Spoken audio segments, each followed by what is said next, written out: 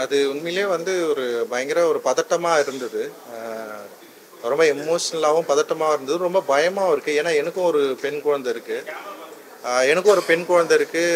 அ நான் அந்த நியூஸ பார்த்ததுக்கப்புறம் வந்து நான் ரொம்ப டிஸ்டர்ப் ஆயிட்டு, ஆனா அத பத்தி நான் வீட்ல டிஸ்கஸ் பண்ணல. ஆனா அந்த அளவுக்கு வந்து ஒரு பதட்டத்த வந்து கிரியேட் பண்ணுது. ஸோ ஒரு பெரிய பயம் இருக்கு. அந்த பயம் வந்து வெறுமனே இப்போ வந்து ஒரு குற்றத்தில் ஈடுபட்டவர்களை மட்டுமே மையப்படுத்தி இல்ல அது. ஏன்னா இந்த சொசைட்டில ஒரு பெரிய ஒரு ப்ராப்ளம் இருக்கு. இங்க வந்து நெறைய பிரச்சனைகள நம்ம சரியா ஹேண்டில் பண்ணல. சரியா சொல்லிக் குடுக்கப்படல.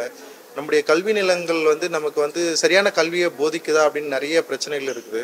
அதோட சேர்ந்து இங்க இருக்கிற இந்த போதை பழக்கவழக்கங்கள் வந்து இன்னும் வந்து இத வந்து ரொம்ப ஈஸியா மாத்துது. அப்படி மாத்துறப்போ இது வந்து ஒரு தனி மனிதன் பிரச்சனையான்னு பார்த்தா, இது ஒரு சமூகத்தோட பிரச்சனையா தான் இருக்கு. ஒட்டுமொத்த சமூகமும் இதுல வந்து ரொம்ப இன்வால்வ் ஆயிருக்கு. இன்னைக்கு வந்து குற்றம் செய்தவன் இன்னைக்கு வந்து மாட்டிக்கிட்டான். நெறைய பேர் மாட்டாம இருக்கிறாங்க. நெறைய பேர் அவங்க குடும்பங்கள்ல வந்து அப்பாக்களா, தாத்தாக்களா, மாமன்களா, சித்தப்பாக்களா நெறைய பேர் இருக்காங்க அப்படி. அவங்க யாருமே இன்னும் மாட்டல.